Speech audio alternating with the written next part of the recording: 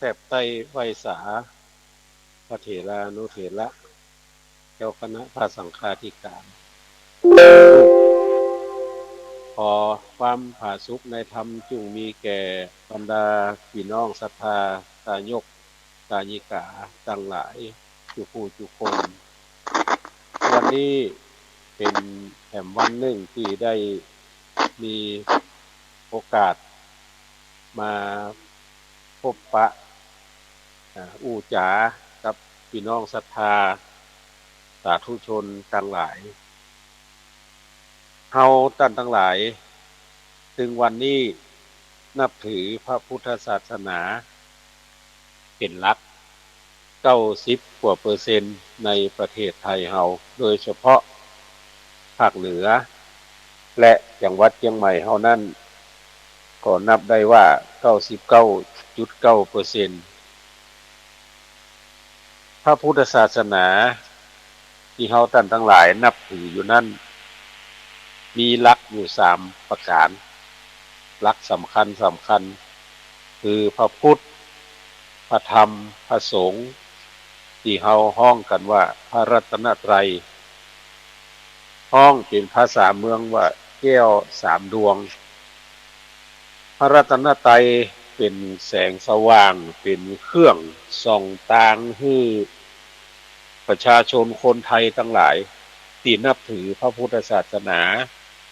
เป็นเวลานับร้อยปีมาแล้วพระรัตนตรัยนี้มีประวัติที่เล็งหันชัด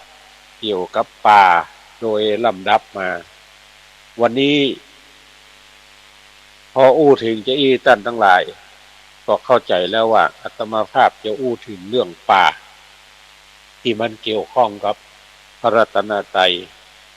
พระพุทธเจ้าผู้เป็นพระบรมศาสดาเจ้าของพระพุทธศาสนา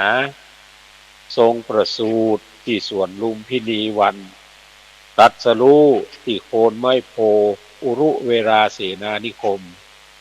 แสดงธรรมจักรกับปวัตนสูตรที่ป่าอิสิปตนะมฤคทายวันเสด็จที่ป่ารังอันชื่อว่าสาละวโนทยานสถานถึง4 ที่เนี่ยประสูติตรัสรู้แสดงธรรมและปรินิพพานที่อ้างมานี่ล้วนแต่เป็นป่าเป็นสวนตึงหมู่ตึงมวลบัดใจบ้านแม้แต่แห่งเดียวพระธรรมอันเป็นคำสั่งสอนของพระพุทธเจ้าการแรกก็คือปฐมเทศนาที่เฮาฮ้องกันว่าธรรมจักรกับปวัตตนสูตรพระพุทธเจ้าก็ทรงแสดงที่ป่าอิสิปตนะมฤคทายวันพระธรรมเทศนากันสุดท้ายมีชื่อว่ามหาปรินิพพานสูตรพระพุทธเจ้าก็ทรงแสดงที่ป่าไม้รังอันชื่อว่าสาละวโนทยานพระสงฆ์ผู้ทรงพระธรรมของพระพุทธเจ้าไว้ชุดแรกก็เกิดขึ้นที่ป่าอิสิปตนะมฤคทายวันก็คือพวกท่านปัญจวัคคีย์มีพระอัญญาโกณฑัญญะเป็นต้นองค์ท้ายในสมัยของพระพุทธเจ้าก็เกิดขึ้นที่ป่าลังป่าไม่ลังที่ห้องว่าสาละวโนทยานก็คือท่านสุภัททนิพาชกซึ่งเป็นปัจฉิมวัยสาวกองค์สุดท้ายตันได้หันพระบรมศาสดาสถานที่อยู่ของพระสงฆ์ในสมัยก่อนนั้นก็คือโคนต้นไม้ในเขาจะหันได้ว่าในเวลาพระเจ้าพระสงฆ์ตึกหรืออุปสมบทใหม่ๆเนี่ยจะได้รับคำสอนที่ห้องว่าอนุศาสตร์ในข้อที่เกี่ยวกับที่ว่าลุกขมูลเสนาสนังนิสายะปพัชชาตัทธะเตยาวชีวังอุสโหกรณีโยตลอดการบวชเนี่ยต้องอาศัยหลังโคนต้นไม้ท่านทำความเพียรเพื่อจะอยู่โคนต้นไม้นั่นตลอดชีพภายหลังจึงทรงอนุญาตผ่อนผันเพื่ออยู่ณกุดีกุฏิที่ทายกทายิกาสร้างถวาย แม้เช่นนั้นชื่อวัดใหญ่ๆที่ขึ้นชื่อในครั้งที่พระพุทธเจ้ายังตนตามภาษาเมืองว่าพระเจ้ายังตนก็ยังเอาคำว่าวันนะที่แปลว่าป่าและคำว่าอารามที่แปลว่าสวนต่อท้ายเช่นเอตวันเวลุวันบุพารามนิโคธารามซึ่งก็หมายความว่าสถานที่อยู่ของพระบ่ถือว่าเป็นบ้านยังคงจัดว่าเป็นป่าหรือสวนจึงเอาคำเช่นนั้นใส่ไว้คือหูแม้ในสมัยปัจจุบันคำว่าวันนะหรือว่าอารามต่อท้ายไว้ก็มีทั้งนี้เพื่อเป็นเครื่องหมายดังกล่าวแล้วเช่นวัดพระศรีรัตนศาสดารามที่เฮาฮ้องกันว่าวัดพระแก้ววัดพระเชตุพนวิมลมังคลารามหรือวัดโพวัดอรุณราชวรารามวัดแจ้งเป็นต้นข้อความที่พรรณนามานี้เป็นเครื่องจี้คือหันว่าพระพุทธศาสนาเป็นที่ฮักของพวกเฮาทั้งหลายถือเอากำเนิดจากสถานที่ที่เป็นป่าจึงควรที่เฮาท่านทั้งหลายจะพึงระลึกถึงคุณของป่าและความนิยมในป่าก็ควรที่จะดูหมิ่นป่าว่าเป็นสิ่งที่ลกล้างป่านั่นแหละเป็นบ่อเกิดแห่งทรัพย์นานาประการโดยเฉพาะถือเป็นสถานที่เกิดของพระรัตนตรัยอันประเสริฐสูงสุดมนุษย์เกิดมาก็ต้องอาศัยบำรุงชีวิตนานาชนิดในทางพระพุทธศาสนานั้นห้องว่าปัจจัยแปลว่าเครื่องที่นับว่าจำเป็นที่สุดของมนุษย์มีเพียงกี่อย่างมี4อย่าง1จีวรได้แก่เครื่องนุ่งห่มทุกชนิดรวมถึงเสื้อผ้าที่พี่น้องศรัทธาสาธุชนทั้งหลายนุ่งห่มอยู่2บิณฑบาตได้แก่อาหารเครื่องบริโภคทุกชนิดที่เฮาท่านทั้งหลายได้ฉันได้บริโภคได้กินกันอยู่นี่3เสนาสนะได้แก่ที่อยู่อาศัยทุกชนิดเช่นบ้านเรือนแพอย่างนี้เป็นต้นอันนี้เป็นเสนาสนะ4กีฬานะเภสัชได้แก่ยารักษาโรคทุกชนิดของ4อย่างนี้มีความจำเป็นแก่มนุษย์สักเพียงใดเฮาท่านทั้งหลายก็คงรับทราบกันดีแล้วเพราะว่าทุกคนต้องนุ่งต้องห่มต้องกินต้องรับประทานต้องมีที่อยู่อาศัยในเวลาเจ็บป่วยก็ต้องมียาของทั้ง4อย่างนี้มีกำเนิดมาจากที่ไหนถ้าอู้ถึงที่เกิดที่เป็นต้นเดิมแล้วก็คือป่านั่นเองผ้าเกิดจากหยังผ้าเกิดจากเปลือกไม้ผ่องฝ้ายผ่องตัวสัตว์ผ่องขนสัตว์ผ่องป่านผ่องปอผ่องของเรานี้ล้วนมีอยู่ในไหนมีอยู่ในป่าถ้าบ่มีป่าสัตว์ก็บ่มีที่อาศัยแล้วเราจะนุ่งจะห่มมาจากไหนอาหารจะเป็นอาหารหวานอาหารข้าวต้นเดิมก็เกิดจากป่าแล้วมาเปลี่ยนแปลงแก้ไขให้ดีประณีตโดยลำดับแม้อาหารบางอย่างจะไม่ได้เกิดจากป่าอาหารจำพวกนั้นก็หาเพียงพอที่จะบำรุงชีวิตของมนุษย์เฮาท่านทั้งหลายที่อยู่ในโลกนี้ที่อาศัยอยู่บ้านเรือนผ่องในเรือผ่องในแพผ่องเขาต้องใช้ไม้ซึ่งเป็นอุปกรณ์อันสำคัญไม้นั่นเป็นของเกิดจากไหนเกิดจากป่าเรื่องยาก็มาจากป่าเป็นส่วนมากเขาจะหันได้ว่าชีวิตเฮาทั้งหลายอาศัยป่าเป็นที่อยู่ถ้าปราศจากป่าแม้เฮาจะบัดตายก็ต้องขาดแคลนชีวิตปราศจากสุขชาวเมืองต้องอาศัยวัตถุดิบคือของป่านานาชนิดมาเป็นเครื่องบำรุงเลี้ยงชีวิตเป็นประจำวันในสมัยที่บ้านเมืองยังเป็นป่ามนุษย์ก็ยังเป็นอยู่ไปตามฐานะ ถ้าบ้านเมืองบ่มีป่าให้เลยมนุษย์จะเป็นอยู่ได้อย่างไรเช่นเอาลงเรือลอยลำอยู่ในทะเลหรือมีบ้านบนผืนแผ่นดินที่ปราศจากป่าเนี่ย ปราศจากต้นไม้เขาจะเป็นอยู่ได้กะฉะนั้นเฮาท่านทั้งหลายก็ควรที่จะช่วยกันบำรุงรักษาป่าอย่าได้ทำลายป่าโดยบ่มีเหตุอันควรเพราะว่าการทำลายป่านั้นก็เท่ากับว่าทำลายเครื่องบำรุงชีวิตทำลายความสุขของเฮานั่นเองนอกจากทำลายความสุขของเฮาแล้วยังทำลายความสุขของคนอื่นทั้งทางตรงและทางอ้อมนอกจากปัจจัยสามที่เป็นของจำเป็นในชีวิตแล้วแม้จะบำรุงความสุขอื่นๆอีกหลายร้อยหลายพันหลายอย่างก็ต้องเกิดจากป่าเป็นส่วนใหญ่เป็นต้นว่าโต๊ะเก้าอี้กระดาษดินสอรถไฟเรือไฟเป็นต้นก็ต้องอาศัยไม้เป็นอุปกรณ์อันสำคัญถ้าเราอยากได้สิ่งที่บำรุงความสุขเหล่านี้พระอริยะเจ้าผู้หมดจดกิเลสได้เล็งเห็นเหตุแห่งความสุขลื่นลมที่จะพึงได้จากป่าดังพันนามานี้ท่านจึงนิยมยินดีในป่าซึ่งตรงกันข้ามกับผู้ชนคนเฮาที่ยังมีกิเลสมักจะมาพอใจในป่าดังพระบาทที่คาถาบาลีที่พระพุทธเจ้าตรัสสรรเสริญว่าพระมณียานิอรัญญานิยถะนรัมมตีวีตราคาระเมศสันตินาเถกามะคะเวสิโนแปลเป็นภาษาไทยเฮาว่าชนย่อมมายินดีในป่าทั้งหลายใดท่านทั้งหลายมีราคะไปปราศจากแล้วมาแสวงหากามคือกิเลสยักยินดีในป่าทั้งหลายนั้นอันเป็นที่รักลื่นลมดังนี้พระพุทธเจ้าทรงสอนให้ภิกษุทั้งหลาย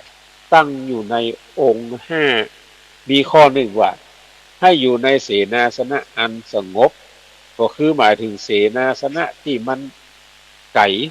มันห่างจากหมู่บ้านนั่นเองที่ทรงสอนเช่นนี้ก็เพราะหันว่าเสนาสนะป่าเป็นที่สงบสงัดปราศจากอารมณ์ที่รบกวนที่สมควรที่จะบำเพ็ญเพียรเพื่อให้บรรลุคุณงามความดีแม้ภิกษุที่เฮียนกรรมฐานในสำนักของพระบรมศาสดา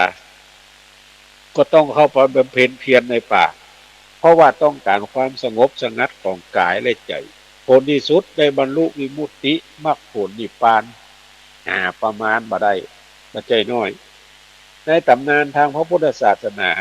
มีเรื่องที่กล่าวมาเป็นพยานอยู่หลายแห่งแม้ในสมัยพระพุทธเจ้าทรงแสวงหาพระอนุตตรสัมมาสัมโพธิญาณท่านก็ยังทรงดำริว่าฆราวาสคือการอยู่ในบ้านในเฮือนย่อมเป็นที่ตั้งแห่งกิเลสมาเป็นเหตุแห่งความสงบแม้ว่าจะแสวงหาสักเท่าใดก็คงที่จะบปะบพบพระสัมมาสัมโพธิญาณเพราะฉะนั้นจึงมีพระไทยน้อมไปในทางบรรพชาเพื่อจะไปประทับอยู่ในป่าอันเป็นเครื่องสงัดกายสงัดใจเป็นเหตุให้ประสบทางแห่งพระสัมมาสัมโพธิญาณการนี้เป็นจริงดังที่ดำริทุกประการคือได้ตรัสรู้อนุตตรสัมมาสัมโพธิญาณตามที่มุ่งหวังถ้าพระองค์ทรงจะยับยั้งอยู่ยังคฤหัสถสถานก่อนย่อมมาได้บรรลุพระสัมมาสัมโพธิญาณเป็นแน่แท้นี่แหละเป็นตัวอย่างอันดีที่เฮาท่านทั้งหลายจะพึงถือเอาเป็นเนติเป็นแบบอย่างควรที่จะรักษาป่าเอาไว้เพื่อเป็นสถานที่พักผ่อนหย่อนใจให้เกิดความสุขสงบที่เฮาต้องประสบด้วยกันทุกคนผลที่เคยปรากฏอยู่เสมอว่าผู้ที่มีความเสียใจเพราะเหตุใดๆเช่นต้องพัดพรากจากคน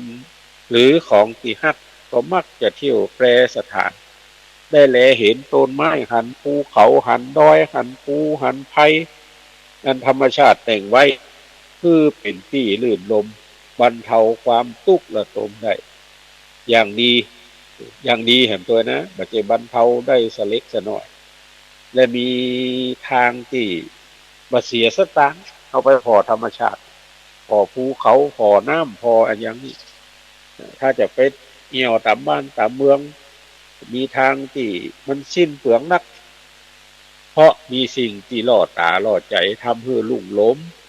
ลงทำให้จิตใจคือมุ่งจำนงหมายเป็นเหตุแห่งการจับใจายอย่างฟุ่มเฟือยผู้ที่นิยมยินดีพอใจในที่สงัดเป็นเครื่องหมายคือ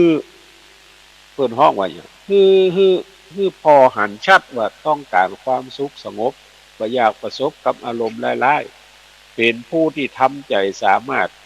คือตัวเก่าคลายจากกิเลสแท้จริงคนที่ยมดจากกิเลสนั้นเป็นเครื่องเศร้าหมองนั้นจนถึงได้ตรัสรู้ต้องมีกายและใจต้องมีกายและใจออกจากกามอันเป็นเรื่องเกี่ยวกับบ้านสมดังข้ออุปมาที่ปรากฏแก่พระพุทธเจ้าในสมัยบำเพ็ญเพียรเพื่อตรัสรู้ว่าผู้ใดมีกายและมีใจบ่ได้หลีกออกจากกามผู้นั้นแม้จะบำเพ็ญเพียรสักเท่าใดก็ยังบ่อาจจะตรัสรู้ได้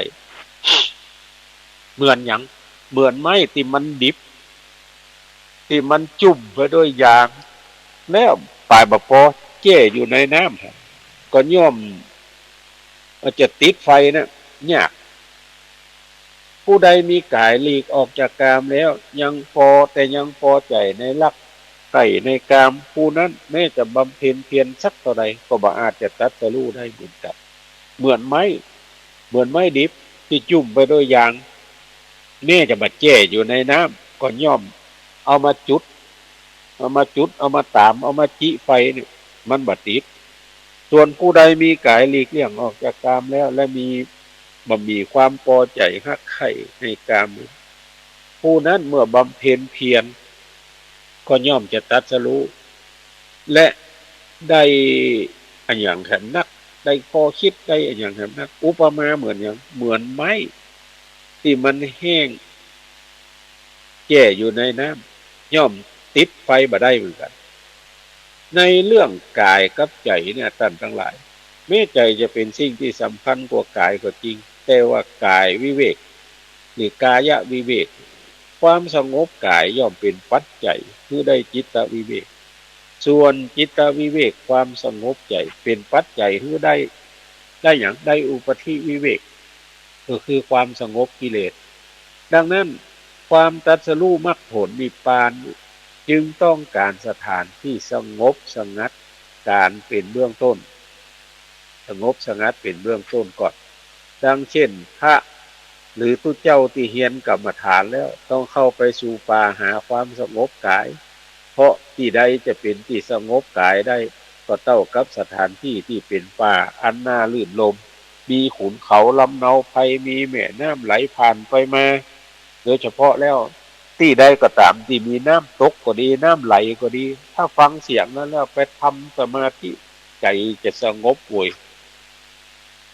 แต่ว่าสถานที่นั้นต้องปราศจากผู้คนที่จะสัญจรไปมาเป็นอันว่าหาบ่ได้ฉะนั้นป่าจึงเป็นสถานที่ที่บุคคล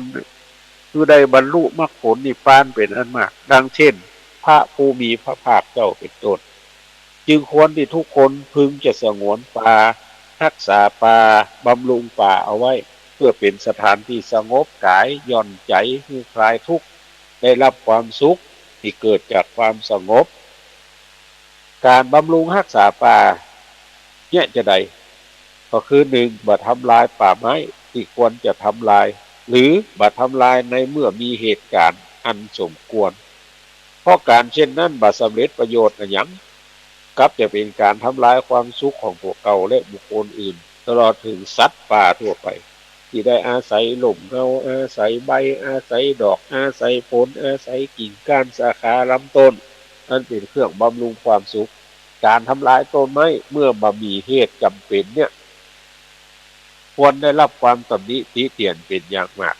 ดังเช่นพระเตมิยะบรมโพธิสัตว์ที่เขาฮ้องกันว่าเตมิยะใบนะสอนนายสุนันทสารถีที่ฝังพระองค์ทั้งเป็นว่ายัตสะลุคัสสะสายายะนิสีไทยะ วานาตัสสะสาขังพระชัยยะมิตตัตถะมิตตัตตะทุปโปหิปาปะโกบุคคลนั่งนอนใต้ร่มเงาแห่งพฤกษาต้นใดก็ตามบุคคลนั้นบอกควรหักกิ่งพฤกษานั้นเมื่อทำการเช่นนั้นก็ได้ชื่อว่าเป็นผู้ที่ประทุษร้ายมิตรเป็นคนลามกดังนี้ก็คือว่าเวลาอยู่กับต้นไม้ใดบอกควรที่จะหักกิ่งไม้นั้นเข้ามาห้องนั่งเพราะว่ามันเป็นการบดีเป็นการทำลายต้นไม้แต่เช่นนั้นท่านก็ยังติว่าเป็นการบดีเท่ากับทำลายมิตรการที่พระเตมิยะสอนนายสารถีเช่นนี้ก็เพราะว่าต้นไม้มีคุณแก่มนุษย์และสัตว์จัดว่าเป็นมิตรคือสิ่งที่ร่วมสุขร่วมทุกข์ของมนุษย์ได้ในฤดูฝนมนุษย์ได้รับความร่มเย็นชุ่มชื่นต้นไม้ก็ชื่นบานไปด้วยในฤดูแล้งมนุษย์ได้รับความรุ่มร้อนเหี่ยวแห้งใจต้นไม้ก็เหี่ยวแห้งโดยอย่างเดียวกันฉะนั้นการทำลายต้นไม้โดยบ่สมควรพระเถมิยะจึงได้ติเตียนว่าเท่ากับทำลายมิตรจัดว่าเป็นคนลามกเพราะว่าเท่ากับว่าบ่ฮู้คุณของต้นไม้ที่ตนและมนุษย์สัตว์ทั่วไปได้อาศัยอยู่นักเมื่อเล็งหันว่าการทำลายป่าหรือต้นไม้โดยบ่สมควรเป็นการบดีก็ควรงดเว้นเสียและควรบำรุงป่าหรือต้นไม้ให้งอกงามไพบูลย์ยิ่งขึ้นไปคล้ายกับว่าเราได้บำรุงมิตรหรือบำรุงผู้มีพระคุณเช่นเดียวกันเพราะการทำลายป่าทำลายต้นไม้พระโพธิสัตว์เตมิยะว่าเป็นการดีตรงกันข้ามนี้พระพุทธเจ้าก็ทรงสรรเสริญการปลูกต้นไม้เพื่อได้อาศัยร่มเงาได้สร้างสวนเป็นที่น่าลื่นลมคือคนได้เข้าไปชมเป็นที่ชื่นใจซึ่งเป็นกิจการที่ปราศจากโทษเป็นกุศลเป็นมงคลประการหนึ่งก็จึงได้ตรัสในมงคลสูตรว่าอะนะวัชชานิกรรมานิเอตมังคระมุตตมังการงานตั้งหลายที่บ่มีโทษเป็นอุดมมงคลตัวอย่างที่ท่านอ้างไว้ก็มีเช่นมัคคะมานพปลูกต้นไม้ทองหลางเพียงต้นเดียวเพื่อเป็นทานเพื่อคนที่ผ่านไปมาจะได้อาศัยร่มเงาตายแล้วไปเกิดเป็นพระอินทร์มีสมบัติเป็นอันมากมีต้นไม้เกิดคู่กับปารมีเพราะว่าอานิสงส์การปลูกต้นทองหลางไม่ได้ก็ทองหลังมีชื่อต้นปริชัตตกะดอกมีรัศมีและมีกลิ่นหอมไปไก่ห้องกันว่าดอกไม้สวรรค์นางสุจิตาซึ่งเป็นภรรยาของมัคคะมานพสร้างสวนเพื่อเป็นทานตายแล้วไปเกิดเป็นภรรยาของพระอินทร์มีนามเดิมว่าสุจิตามีสวนเกิดกู้กับปารมีเพราะอานิสงส์ที่ได้สร้างสวนเพื่อเป็นทานมีชื่อว่าสวนจิตรลดาสวนนี้เป็นที่น่าชื่นชมขออภัยเป็นวัดโดยวันนี้ ลื่นลมกันนักหนาเป็นที่น่าชื่นชมลื่นลมถึงกับกล่าวว่าถ้าเทวบุตรเทวดาองค์ใดจะต้องจุติบ่มีความสบายใจถ้าได้ไปเอี่ยวในสวนเนี่ยก็จะหายทุกโศกลืมความตายไปหมดนับว่าเป็นที่น่าลื่นลมในปัจจุบันเนี่ยก็ได้ตั้งชื่อพระราชฐานบางแห่งว่าจิตรลดาก็ยังมีเหตุนี้จึงควรที่เฮาทั้งหลายจะพึงบำเพ็ญกุศลด้วยการปลูกต้นไม้สร้างสวนเพื่อเป็นทานอย่างเมื่อเดือนกุมภาที่ผ่านมาเนี่ยทุกเจ้าทั้งหลายอันมีพระเดชพระคุณหลวงพ่อเจ้าคณะอำเภอเวียงป่าเป้าเป็นต้นเป็นประธานพร้อมกับโดยคณะทำงานก็ป้ากันจวนพี่น้องศรัทธาเป็นเจ้าภาพต้นดอกเฟื่องฟ้าเอาไปปลูกที่ม่อนพระสี่สองเมืองม่อนพระเจ้าสี่สองเมืองประเดี๋ยวนี้ก็งามละดอกขึ้นมาเห็นจะนักเดือน8เดือน9นี่ก็คิดเอาไว้ว่าเดือน8แฮมนี่ก็จะปากันปลูกแหมยกนึงก็จะปลูกต้นไม้อย่างอื่นขึ้นไปก็เนี่ยเพราะว่าการปลูกต้นไม้สร้างสวน จะเอาให้เป็นตาลเหมือนที่พระพุทธเจ้าหรือพระอริยะเจ้าเคยทำมากุศลอื่นที่เราทำมามากมายหลายอย่างแล้วแต่กุศลนั้นเกิดจากการปลูกต้นไม้สร้างสวนต้นไม้ปลูกต้นดอกปลูกต้นไม้เนี่ยบางคนก็เคยทำแล้วบางคนก็ยังไม่เคยทำด้วยก็จึงควรที่จะทำกันพอกในขณะที่เราปลูกต้นไม้ก็จะได้รับความชื่นใจเมื่อต้นไม้มันใหญ่ขึ้นมาคนสัตว์นกกาก็จะได้อาศัยร่มเงาอาศัยในดอกอาศัยในผลที่เขาได้รับความชื่นใจยิ่งขึ้นไปครับเขาก็ควรอย่าปลูกต้นไม้หรือสร้างสวนเพื่อเป็นทางเมื่อพระอินทร์และนางสุจิตาเพียงปลูกต้นไม้ทองหลางยังมีอานิสงส์ดีแต่ถ้าปลูกไม้ที่มีประโยชน์มากกว่าต้นทองหลางก็จะได้อานิสงส์มากนักกว่านั้นแทนเป็นต้นว่าไม้สามอย่างประโยชน์สี่อย่างไม้สามอย่างประโยชน์สี่อย่างนี่อย่างไรทุกเจ้าวันหน้าถ้ามีเวลาจะเอามาอู้ให้ท่านทั้งหลายฟังว่าไม้สามอย่างประโยชน์สี่อย่างมันเป็นจะได้ยินเขาอู้มาเนี่ยทีนี้เขาจะมาอู้ถึงว่าในวันที่พระพุทธเจ้าประสูติก็ยังมีต้นโพที่เกิดขึ้นกับพระองค์ที่ห้องกันว่าสหชาติกันเนี่ยมีต้นโพนั่นแหละเป็นสหชาติของพระพุทธเจ้าและต่อมาแห่ง35 ปีพระองค์ก็ได้ทรงอาศัยเป็นที่นั่งตรัสรู้นับว่าต้นโพเป็นกู้บุญบารมีของพระพุทธเจ้าต้นไม้ที่ยังได้เกิดเป็นกู้บุญบารมีของพระพุทธเจ้าอย่างเงี้ยแม้ในสมัยนี้ก็ยังนับถือต้นโพว่าเป็นต้นไม้สำคัญบ่โค่นคือบ่ฟันบ่ทำลายบ่ตัดหันต้นโพแล้วเฮายังยกมือไหว้โดยบักกระดากละอายใจเหมือนต้นไม้อื่นเฮาทั้งหลายเนี่ยควรดำเนินการตามที่พระพุทธเจ้าคือเมื่อเกิดบุตรก็ควรจะปลูกต้นไม้สักหนึ่งต้นสมมุติว่าเกิดลูกคนแรกก็ดีคนทนสองทนสามก็ดีเนี่ยเกิดมาปุ๊บเขาก็เสาะอย่างมาปลูกเลยสักต้นเพื่อเป็นกู้ชีวิตของบุตรหลานเขาสุดแท้แต่จะเป็นต้นไม้อันยังก็ได้ที่เขาชอบใจบะม่วงบะลำไยบะเป้าบะผางอันยังไม่ก็ได้เป็นต้นไม้ที่มีผลก็ได้ต้นไม้บะมีผลก็ได้ไม้ล้มลุกก็ได้ถ้าเจ้าไทยเขาท่านทั้งหลายถือคติปลูกต้นไม้ในวันเกิดเนี้ยเมืองไทยก็จะมีต้นไม้เพิ่มขึ้นปีละหลายแสนต้น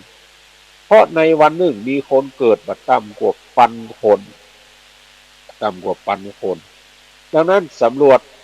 วจกันมาแล้วแม้ต้นไม้ที่ปลูกในวันเกิดจะตายไปพ่องยังเหลืออยู่พ่องก็มันยังเหลือนักอยู่เมื่อต้นไม้ใหญ่อาศัยกันทำนักหนาป่าบ้านถ้ายิ่งเป็นต้นไม้ที่มีผลอย่างที่ว่าตะเกียบะเป้าหรือต้นตาลเขาก็ยังได้อาศัยผลของมันมากินมารับประทานดังที่ท่านบุพชนของเขาได้ปลูกเอาไว้เพื่อเขาท่านทั้งหลายได้กินกุวันเนี่ยบางคนนี่ไม่ได้ปลูกนะกินของเก่าที่เพิ่นปลูกเอาไว้บางคนก็ปลูกเองได้กินอยู่ตั้นได้กินอยู่ในเรื่องที่จะประโลมใจกล่าวไว้หน้าฟังพายแก้วหรือว่าขุนแผนกับนางพิมพ์ฮักกันก็ยังปลูกต้นโพเป็นเครื่องหมายของความฮักไว้บางทีขุนแผนกับนางพิมพ์อาจจะถือคติปลูกต้นไม้ในวันเกิดก็ได้แต่คนมาหู้คตินี่เมื่อสายไปเห็นแล้วจึงเปลี่ยนเป็นปลูกต้นไม้เป็นเครื่องหมายของความฮักถ้าเฝ้าท่านทั้งหลายยึดถือคตินี้ก็ยังได้ก็คือปลูกต้นไม้ในวันแต่งงานซึ่งเป็นพยานของความรักของคนทั้งสองคนผลที่จะพึงได้ส่วนใหญ่ก็คือประเทศไทยจะมีต้นไม้เพิ่มขึ้นแห่งนักหนาปาปานตระกูลของพระพุทธเจ้ายังมีความเปลี่ยนไปเปลี่ยนมาเกี่ยวกับต้นไม้คือตระกูลฝ่ายพุทธบิดาที่ห้องว่าตระกูลสักยะคำว่าสักยะเป็นผู้สามารถคือสามารถในการสร้างตัวเองพ่องแปลว่าไม่ซักพ่องที่แปลว่าไม่ซักก็เพราะว่าตระกูลของพระพุทธเจ้าสร้างตัวเองสร้างบ้านสร้างเมืองขึ้นในป่าไม่ซักจึงถือเอาไม้ซักเป็นนามสกุล เรียกสกุลสักยะสืบมาจนทุกวันนี้และไม้สักก็ถือว่าเป็นไม้ยันที่หนึ่งของภาวะปัจจุบันนี้ซึ่งเป็นไม้ที่ทนทานและสะดวกต่อการที่จะทำเมื่อเป็นรูปแบบเป็นรูปเป็นร่างต่างๆตระกูลฝ่ายพุทธมันดาห้องกันว่าโกริยะก็แปลว่าไม้กระเบาเพราะต้นตระกูลนี้ได้อาศัยไม้กระเบาช่วยรักษาโรคเลือดหือหายจึงเข้าไปครองเมืองดังกล่าวจึงถือว่าไม้กระเบามีคุณเป็นชื่อสกุลสืบมาเพราะเราท่านทั้งหลายลองนึกลึกว่าแม้ตระกูลสำคัญเช่นตระกูลพระพุทธเจ้าก็ยังคงมีประวัติที่เกี่ยวกับต้นไม้เช่นต้นไม้เป็นชื่อตระกูลพระพุทธเจ้าเนี่ยเกิดมาแล้วก็บ่ได้คัดค้านกับยกย่องสนับสนุนว่าพระองค์เป็นวงศากยะฝ่ายบิดาเป็นวงโกริยะฝ่ายมารดาดังนี้จึงควรที่เฮาท่านทั้งหลายจะยินดีในป่ายินดีในต้นไม้เพียงใดเพราะป่านั้นเป็นที่อาศัยสร้างตัวเก่าเฮาเป็นที่อาศัยสร้างคนทั้งหลายเป็นที่อาศัยรักษาโลกอันสำคัญของบรรพบุรุษพระพุทธเจ้าที่เฮานับถือมาแล้วแถมอันหนึ่งเนี่ยป่าและต้นไม้ก็ยังเป็นเครื่องสอนใจได้ดีเช่นภิกษุหันดอกไม้บานแล้วหิวแห้งก็ยังเอามาสอนใจในเรื่องอนิจจังสิ่งทั้งหลายบัดเที่ยงบัดแน่นอนเกิดขึ้นแล้วก็ต้องหิวแห้งร่วงโรยและดับไปเหมือนดอกไม้ดังบาลีว่าปาตะพลังโกกนะทังสุริยาโลเกสัจฉิยะเตเอวะมนุสสัตตคตาสัตตาชลาภิเวเคนะมิลายันติดอกปทุมอันที่ชื่อว่าดอกบัวแดงภาษาบาลีว่าโกกนุษหรือโกกะนาทะมันบานในเวลาเมื่อเจ้าถูกแสงแดดแผดเผาเพื่อเหี่ยวแห้งไปฉันใดสัตว์ทั้งหลายผู้เกิดมาเป็นมนุษย์แล้วก็ย่อมเหี่ยวแห้งไปด้วยกำลังความชราเหมือนดังนั้นพระพุทธเจ้าก็ใจป่าและต้นไม้เทศนาสั่งสอนภิกษุทั้งหลายดังในคัมภีร์ธรรมบทพุทธกนิกายทรงสั่งสอนว่านังฉินทัตถะมาลุกขังวนาโตชายะเตพยังเขตวาวนังวนาถันจะนิพพานะโหทะภิกขโวแปลว่าท่านทั้งหลายจงตัดกิเลสดุจป่าอย่าไปตัดต้นไม้เพราะภัยย่อมเกิดแต่กิเลสดุจป่าท่านทั้งหลายจงตัดกิเลสดุจป่าและกิเลสดุจป่านั้นอันตั้งอยู่ในป่ากิเลสใหญ่กิเลสน้อยแล้วเป็นผู้หากิเลสมาได้เถิดดังนี้ภาษิตนี้ชี้แจงคือหันว่าพระพุทธเจ้าบ่ได้สั่งสอนให้ทำลายป่าหรือต้นไม้แต่สอนให้ทำลายกิเลสที่เหมือนป่าและต้นไม้ต่างที่เปรียบเทียบกิเลสเหมือนป่าก็เพราะว่าเป็นสิ่งที่กว้างขวางและเลี้ยงลายโดยต้นไม้ทั่วไปกิเลสก็เช่นนั้นกว้างขวางยิ่งนักสันทั้งหลายแต่มีอยู่ทั่วไปในที่ต่างๆนักผ่องน้อยผ่องบางทีก็เรียกกันว่ากิเลส1,500ตัณหา108ดังนั้นเฮาก็ควรจะจำเอาไว้ว่าพระพุทธเจ้าสอนให้เฮาทำลายกิเลสเครื่องเศร้าหมองซึ่งเป็นช่องทางที่จะนำเฮาไปสวรรค์นิพพานส่วนการทำลายป่าทำลายต้นไม้นั้นพระพุทธเจ้าหาได้สอนเฮาทั้งหลายเพราะมันจะต่างไปสวรรค์มันจะต่างไปนิพพานมีภาษิตที่กล่าวมาแล้วเป็นพยานของเฮาทั้งหลายอันหนึ่งแถมอย่างหนึ่งเนี่ย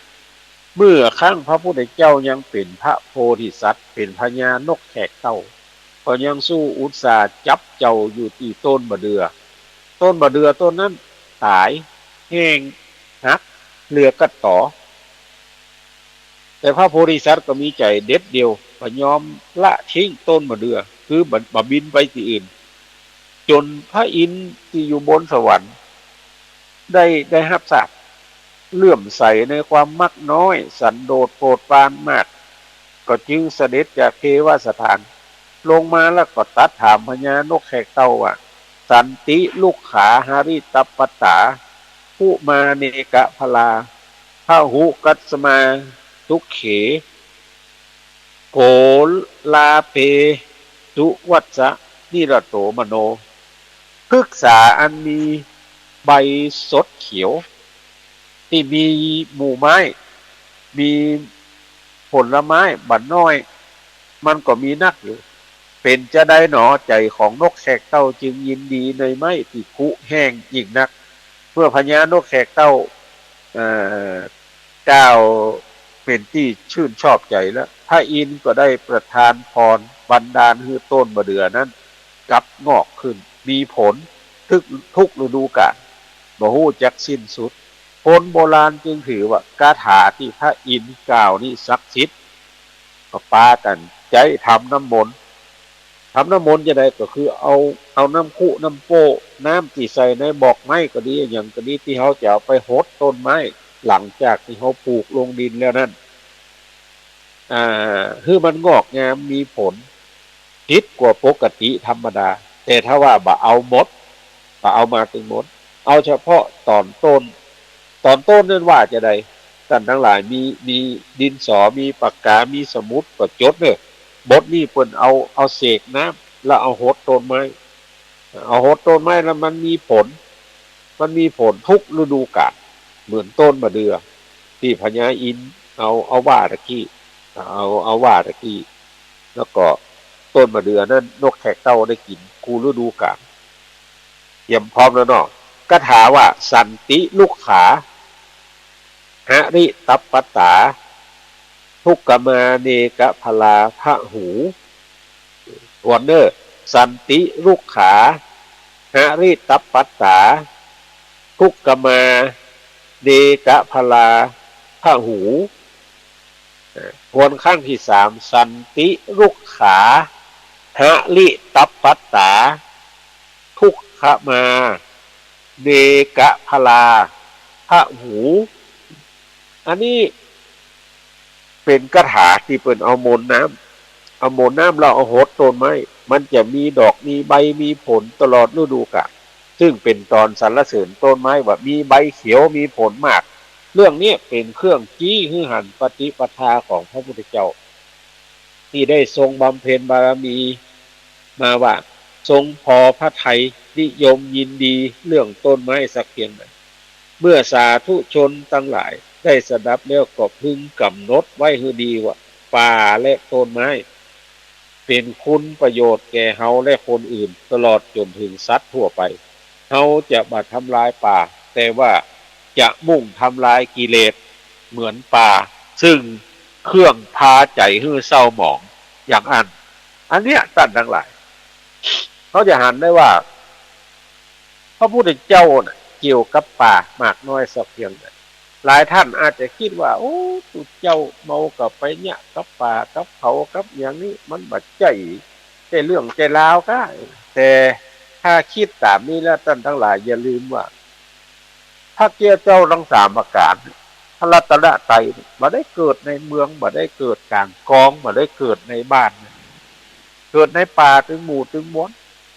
เกิดในป่าถึงมดพระพุทธเจ้าเนี่ยเวลาตรัสรู้เวลาประสูติด้านห้องว่าเกิดประสูติหรือเกิดในป่า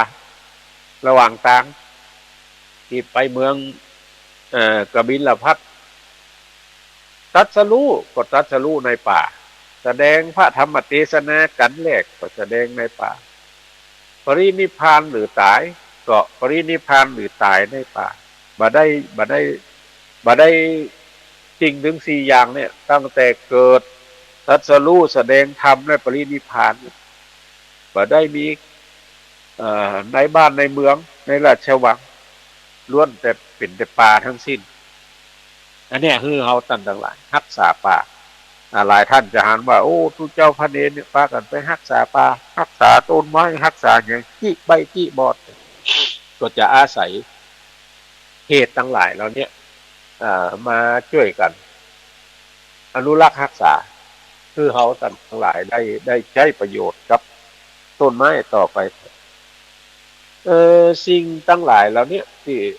กับผมอาตมาภาพมาเนี่ยหลายท่านก็อาจจะเคยได้ยินมาแล้วพอหลายท่านก็อาจจะบ่เคยได้ยิน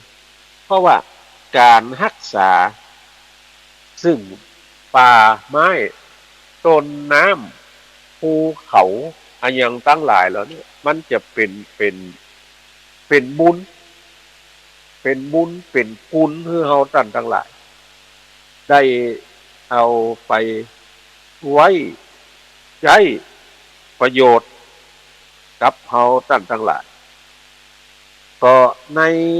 หลายๆที่หลายๆตั้งเพิ่นก็ได้อู้ได้จ๋าเอาไว้เกี่ยวกับเอ่ต้นไม้ใบหญ้า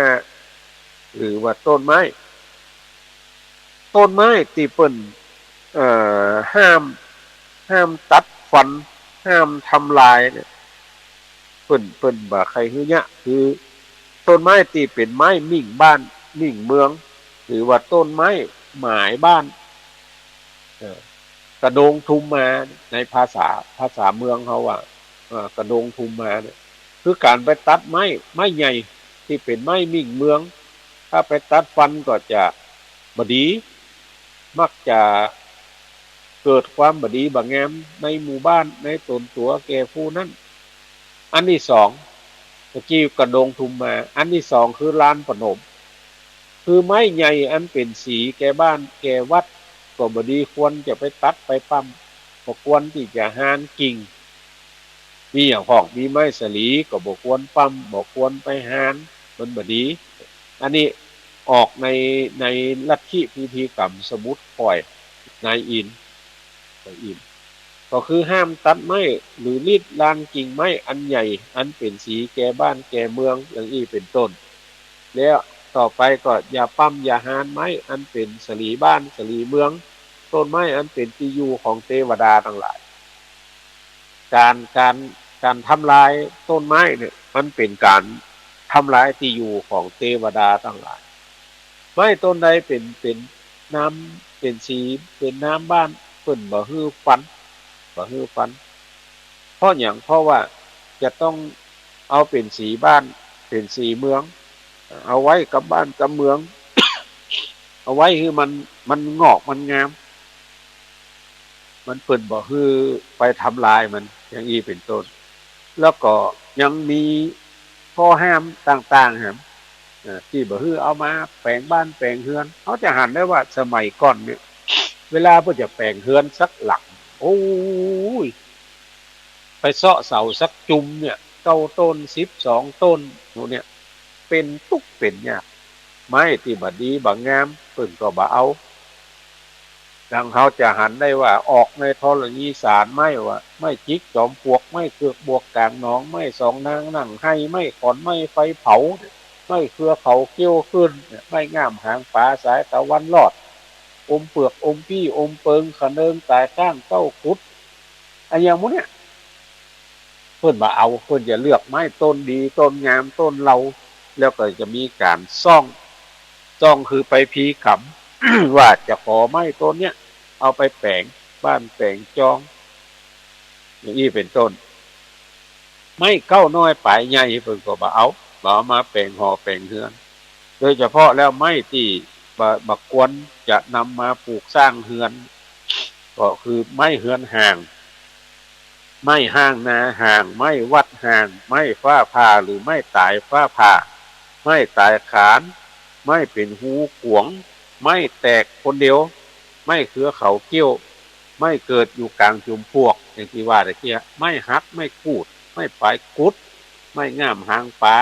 ไม่ง่ามตะวันพาไม่ใกล้ฝั่งไม่อิงอาฮักไม่แดนเมืองไม่เก้าน้อยปลายใหญ่ไม่ดงกำไม่ต้นใดฟันแล้วเมื่อมันจะพ่นมีเสียงดังเหมือนคนโห่ที่เป็นต้นเพิ่นมาฮื้อเอามาใจมาสอยแปลงบ้านแปลงจองมาเดี๋ยวนี้มาอย่างนั้นละเอาหอหมูละไม้มันอยู่ที่โฮงไม้ตึงหมู่ตึงมวลอันกีบใดต้นใดมันเป็นไม้อย่างเอาบดสามารถจะหู้ได้แต่สามารถที่จะหู้น้ำหนักหู้ว่าตั้งเก้าตั้งฝ่ายได้คนโบราณสมัยก่อนเนี่ยให้หู้ว่าไม้กีบนี้ไม้ ต้นนี้ตั้งใดเป็นเก้าตั้งใดเป็นปลายเพื่อนจะมีวิธีของเพื่อนคนมาเดียวบอกใครหู้ละเพื่อนจะวัดยาวนะสมมุติว่ามันยาว4 เมตรเพื่อนก็จะวัดแล้วก็จะเอาเชือกมาตบกึ่งแล้วก็หมายเอาไว้ว่าเกึ่งไม้นั้นตัดใดพอหมายเอาไว้แล้วเปิ้นจะเอามีดไปตั้งไว้ให้มันแล้วก็ปากันหาไม้ต้นนั้นไม้ต้นนั้นเอาไปวางบนคมมีดตั้งใดที่มันหนักตั้งนั้นก็คือเก้าไม้ต้นนั้นเป็นตั้งเก้าเนี่ยคนบักเก้าเปิ้นมีวิธีในเรื่องต้นไม้บ่ใช่ว่าก็จะทำลายอย่างเดียวเมื่อปลูกแล้วก็ต้องรู้วิธีเอามาใจมาสอยจะใจอย่างใดไม่อย่างใดควรใจไม่อย่างใดบ่ควรใจเนี่ยเราท่านทั้งหลายก็ควรที่จะอนุรักษ์รักษาช่วยกันพอกอยต้นไม้ปลูกไปเถอะเพราะว่าต้นอย่างนั้นปลูกไปถ้ามันวันแน่มันจะได้ใจได้สอยปลูกไปปลูกต่อได้ก็ตายจังมันปลูกสัก10มันดีรอดเถอะสักต้นก็ยังจะดีกว่าดังนั้นก็คือท่านสาธุชนทั้งหลายช่วยกันปลูกต้นไม้วันพุวันฮูนี่ก็จะมีกิจกรรมที่บนหม่อนพระเจ้า42เมืองแถบก็รอฟัง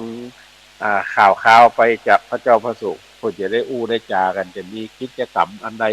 เดือน8แฮมนี้ที่บนพระเจ้า42เมืองม่อนพระเจ้า42เมืองส่วนหนึ่งที่เป็นกิจกรรมที่คิดเอาไว้ก็คือจะช่วยกันปลูกต้นไม้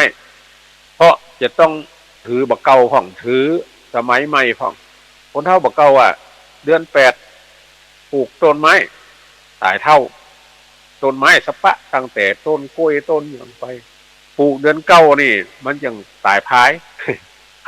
คำว่าตายพายนี่คือมันใหญ่ขึ้นมาแล้วมันบ่รอดสักคำเนี่ยมันตายไปเหี้ย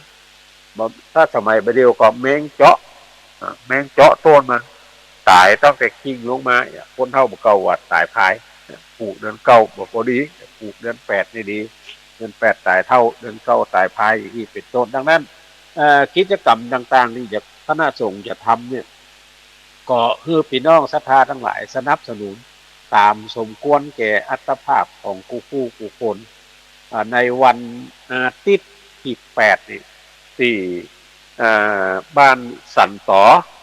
เพิ่นก็จะทำพิธีวางศิลาฤกษ์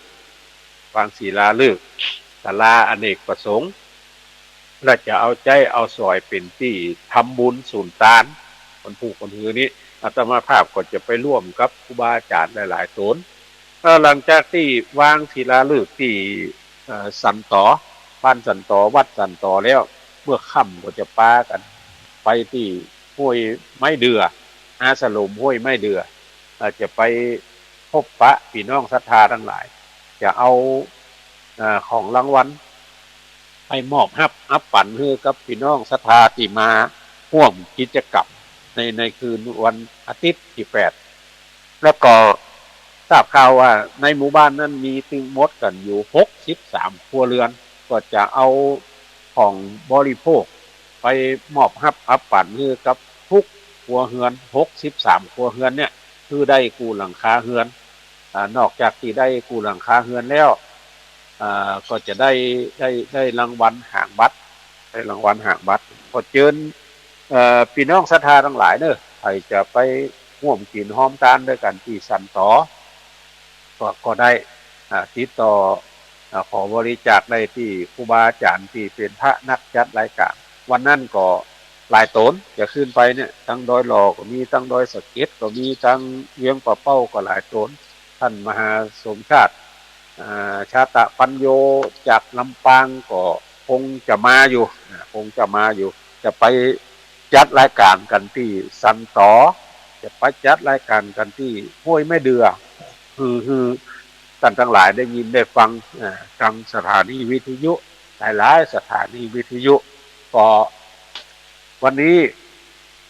ก็ได้ใจเวลาและโอกาสอันดีงามเนี่ยอูจ่ากับพี่น้องศรัทธาทั้งหลายก็เสียงอาจจะเปลี่ยนไปเพราะว่าเป็นไอเพราะอากาศกระเดียวขึ้นรถก็ ไปโดนแอร์ออกมาก็โดนฮ้อนฮ้อนเย็นเย็นเย็นเย็นฮ้อนฮะร่างกายมันแบบไปทนละมันใจมันมานักละก็คิดว่าก็ยังพอจะไปได้อู้ได้ทำประโยชน์ให้กับสังคมได้อยู่ก็จึงอาศัยปัจจัยสี่อย่างที่ว่าตะเกียคือยายาบรรเทาไปก็อนุโมทนาขอบคุณกับท่านทั้งหลายเนอะที่เป็นห่วงเป็นใยไทยถามกันมาโอ้แต่วันนั้นออกรายการไว้เมื่อวันศุกร์ที่แล้วหลายท่านก็โทรมาว่าโอ้เสียงยังเปลี่ยนไป